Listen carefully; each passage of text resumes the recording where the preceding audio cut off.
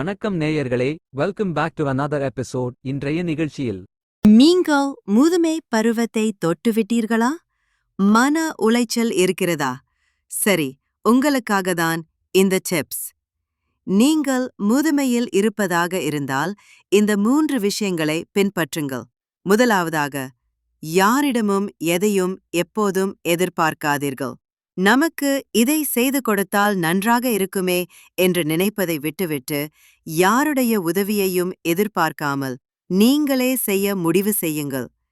இரண்டாவதாக, சாப்பாட்டினை குறைத்து சாப்பிடுங்கள். 3 வேளை சாப்பிடுபவர் என்றால் 2 வேளை என மாற்றிக்கொள்ளுங்கள். உணவும் வயிறு முழுவதும் நிரம்பும்படி சாப்பிட வேண்டாம். யாராவது காஃபி அல்லது ஏதாவது சாப்பிட கொடுத்தால் கூட வேண்டாம் என மறுத்துவிடுங்கள். மூன்றாவது, யாருடனும் பேசாதீர்கள். வீட்டில் இருப்பவராக இருந்தாலும் சரி, யோசனை கேட்காமல் இருந்தாலும் சரி, முடிந்தவரை மௌன விரதம் என சொல்வார்களே, அதுபோல பேசாமல் இருங்கள். 3மே முடியும்தானே? முயற்சி செய்து பாருங்களேன். அமைதியான வாழ்க்கை ஆனந்தமாக அமையும்.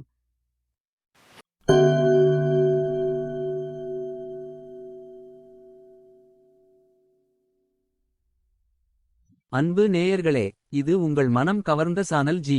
உங்களுக்காக தினம் ஒரு நிகழ்ச்சி ஒலிபரப்பாகிறது. நண்பர்களுடன் பகிர்ந்து கொள்ளுங்கள், நலம் பெறுங்கள்.